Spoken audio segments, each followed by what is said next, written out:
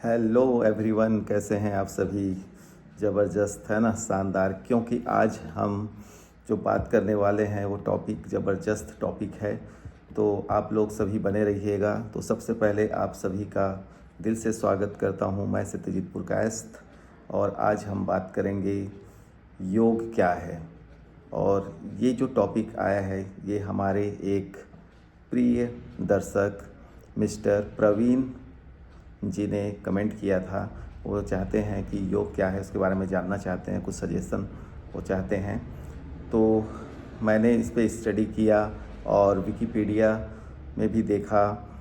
तो इसका आज हम चर्चा करेंगे वैज्ञानिक साइंटिफिक रीज़न, उसमें विज्ञान के आधार पर योग क्या है, और आध्यात्मिक, इन दोनों को रिलेट करके हम समझेंगे कि वास्तव में योग क्या होता है और योग करने से हमें क्या फ़ायदे होते हैं, है ना। नुकसान तो इसका है ही नहीं, फ़ायदा ही फ़ायदा है। तभी ये अंतर्राष्ट्रीय योग दिवस मनाया जाता है 21 जून को, और वो अभी आने वाला है। तो इससे पहले हम जान लें योग होता क्या है और इसका संबंध कहाँ से कहाँ तक होता है, हमारे भौतिक शरीर से लेकर सूक्ष्म शरीर तक कैसा होता है। तो इसके बारे में जानेंगे। तो आप सभी बने रहिए वीडियो के अंत तक। अब साइंटिफिक तरीके से हम अगर देखते हैं तो होता क्या है, अगर हम स्ट्रेस फ्री होते हैं, अगर किसी चीज़ को हम बार बार दिमाग में प्रेशर नहीं डाल रहे हैं, है ना, तो ब्रेन क्या करता है, स्ट्रेस फ्री हो जाता है। तो जब हम योग साधना में बैठते हैं, फ्रेश ऑक्सीजन हम अंदर लेते हैं और ऐसा फील करते हैं कि हम स्वस्थ हो रहे हैं, और रियल में एक फ्रेश ऑक्सीजन आपके बॉडी में अंदर जाता।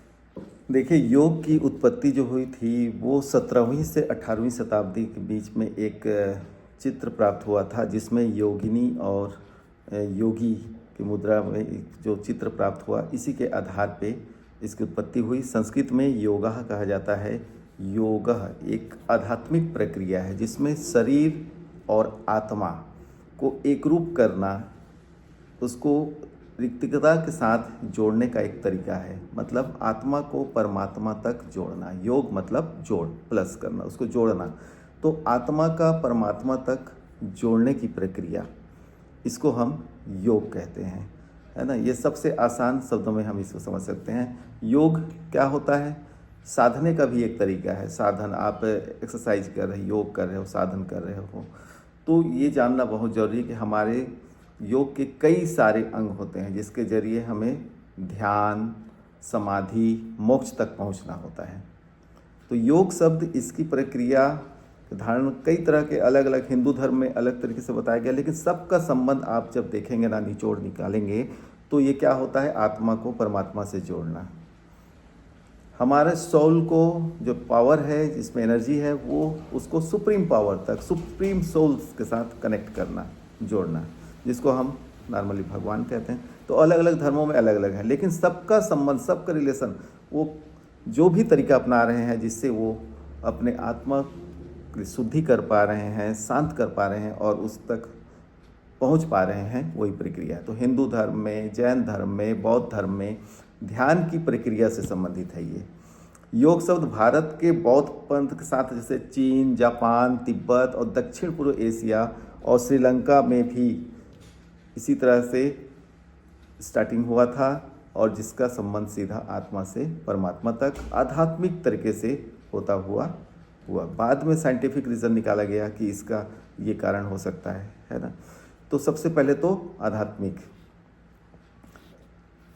और इसको सिद्धि के रूप में बाद में, इसका अगर हम इतिहास देखें तो 11 दिसंबर 2014 को संयुक्त राष्ट्र महासभा में प्रत्येक वर्ष 21 जून को विश्व योग दिवस के रूप में मनाने के लिए मान्यता दी गई।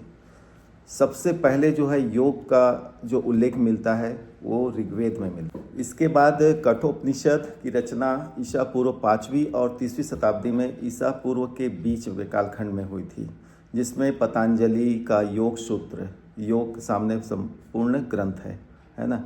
ये जानकारी विकिपीडिया में पहले से दिया गया है। तो गीता में श्री कृष्ण ने एक स्थान पर कहा है कि योगः कर्मसु कौशलम, कर्मों में कुशलता ही योग है। यानी कि हम जैसे कर्म करते हैं, उस कर्म में अगर हम कौशल हो जाते हैं, निपुण हो जाते हैं, जिसमें स्किल प्राप्त कर लेते हैं, तो वो हमारे लिए योग है।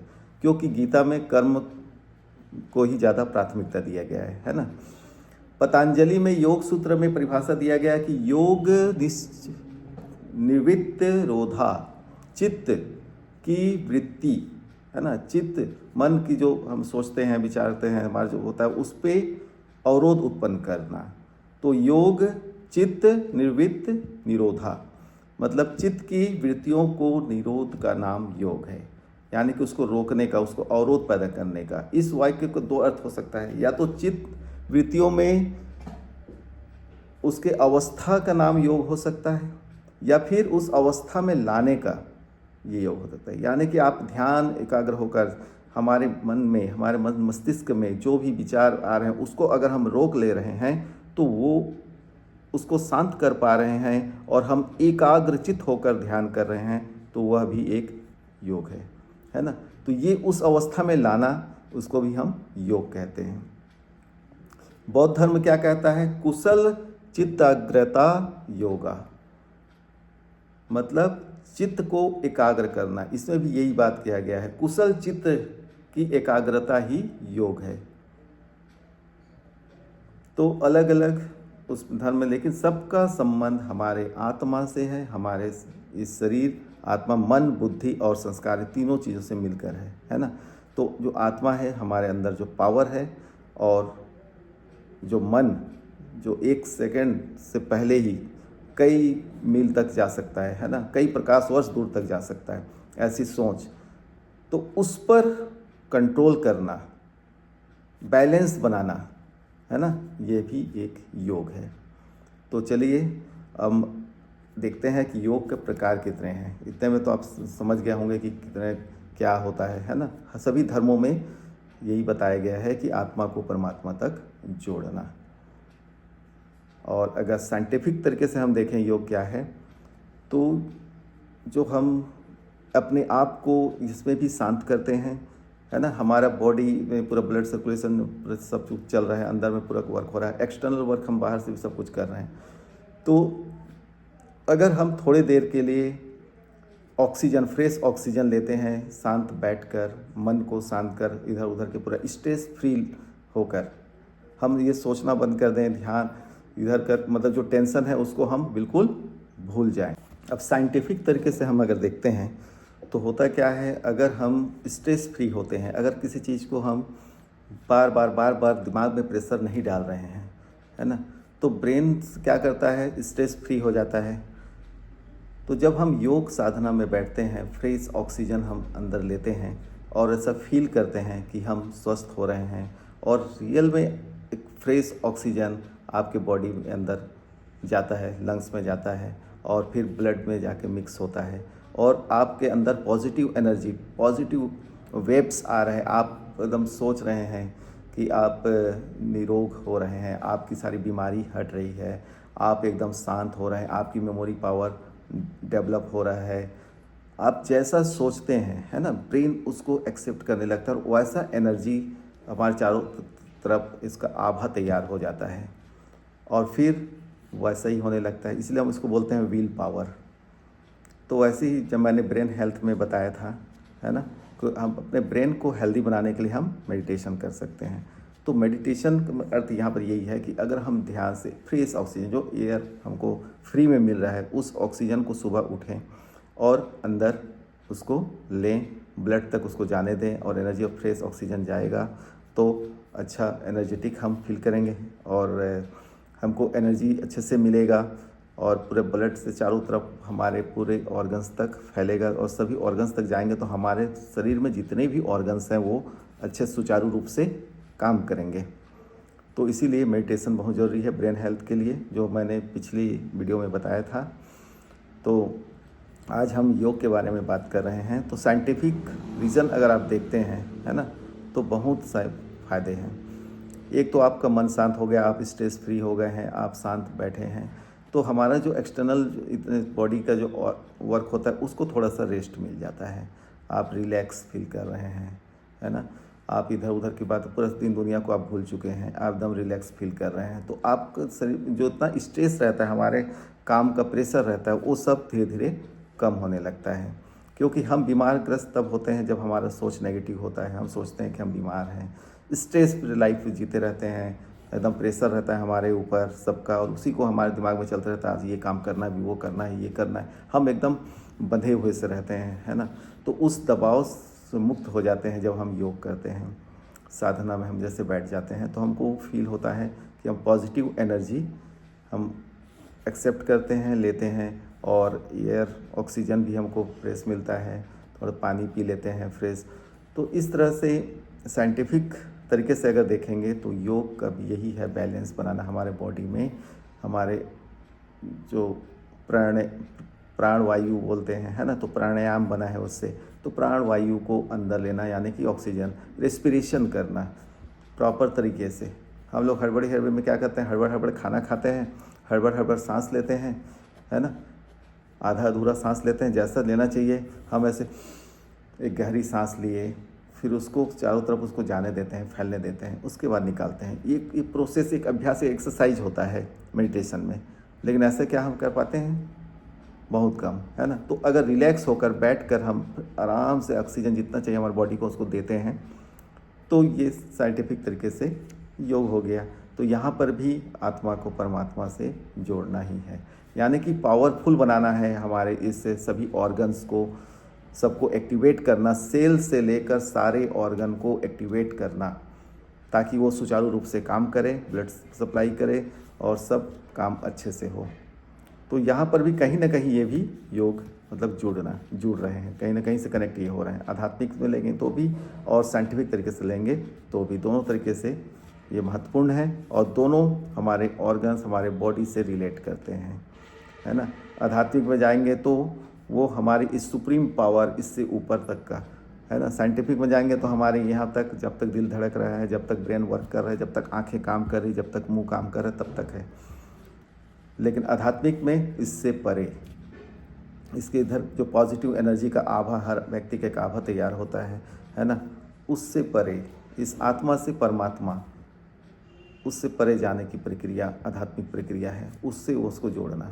अब आप बोलेंगे ऐसा कैसे है, तो प्रजापिता ब्रह्म कुमारी विश्वविद्यालय है जहाँ पे, वहाँ के योग में ये बताया जाता है कि आप अभी भी यहाँ पे पावरफुल हो सकते हैं। कैसे, आप देखो सूर्य हमसे काफ़ी दूर में है ना, और इतना दूर होने के बाद भी आप पावर कांच रखते हैं तो कागज़ जल जाता है। ये एग्जाम्पल वो लोग देते हैं।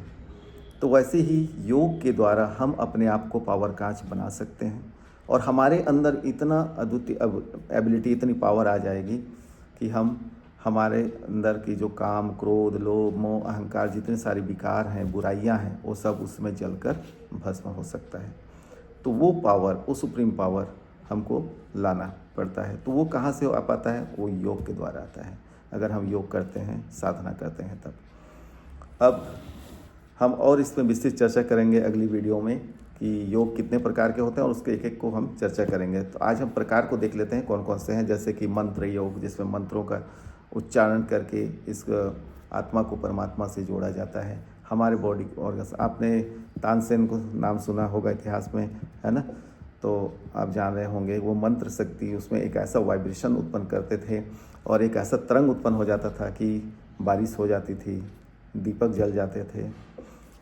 तो वो मंत्र योग, तो ये क्या होता है, इसके बारे में विस्तृत चर्चा करेंगे अगली वीडियो में, नहीं तो वीडियो काफ़ी लंबा हो जाएगा। हठ योग होता है, कुंडली योग होता है, इस प्रकार से कुल 4 प्रकार के योग होते हैं। और इसके अतिरिक्त गीता में 2 प्रकार का और वर्णन मिलता है, जैसे कि ज्ञान योग और कर्म योग। अब इन योगों के अलग अलग 8 अंग बताए गए हैं। तो 8 अंग कौन कौन से हैं, तो पहला हो गया यम, दूसरा नियम, तीसरा आसन, तीसरा क्या है, आसन, और चौथा प्राणायाम, जो हम वो प्राणवायु, जो ऑक्सीजन लेने की बात कर रहे थे, ये है ना। इन सब को विस्तृत चर्चा हम बाद में करेंगे, आज ये वीडियो लंबा हो जाएगा, इसलिए आप ये जान लीजिए कि उसके अंग कौन कौन से 8 अंग हैं। धारणा मतलब एकाग्रता, एक लक्ष्य को पर ध्यान लगाना, केंद्रित करना, और ध्यान, गहन चिंतन करना, ये होता है ध्यान। और फिर है 8वां अंग समाधि। तो आज का वीडियो आप लोगों को ज़रूर पसंद आया होगा, क्योंकि आज का ये जो टॉपिक था ये हमारे ही एक दर्शक मित्र मिस्टर प्रवीण जी चाहते थे कि योग के बारे में एक वीडियो बनाऊं, तो मैं उनको थैंक यू बोलता हूं जो उन्होंने अच्छा सजेशन दिया और ज़बरदस्त टॉपिक निकल कर आया है योग, इसके बारे में जानना चाहिए हमको। और अगली वीडियो में हम चर्चा करेंगे इनके प्रकारों का, कि इसको कैसे किया जाता है और वो क्या क्या होते हैं, है ना। तो अभी 21 जून को अंतर्राष्ट्रीय योग दिवस मनाया जाएगा।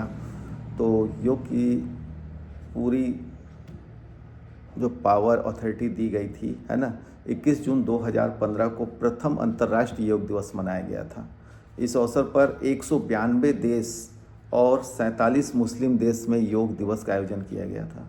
योग का उद्देश्य योग के अभ्यास के द्वारा लाभों के बारे में दुनिया को जागरूक करना है ना। कैसे हम निरोग रह सकते हैं, कैसे हम हैप्पी रह सकते हैं, कैसे एनर्जेटिक रह सकते हैं, तो ये बताना था। लोगों में स्वास्थ्य पर योग के महत्व के प्रभावों के बारे में बताना, और इसीलिए अब हर साल 21 जून को योग दिवस के रूप में अभ्यास कराया जाता है। और असली में योग का अर्थ होता है जुड़ना, आत्मा का परमात्मा से जुड़ना।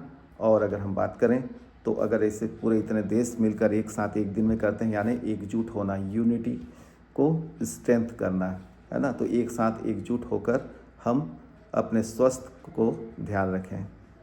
तो आज की वीडियो में बस इतना ही। यदि वीडियो पसंद आए तो आप लाइक शेयर कमेंट कीजिए। Thank you very much. जय हिंद।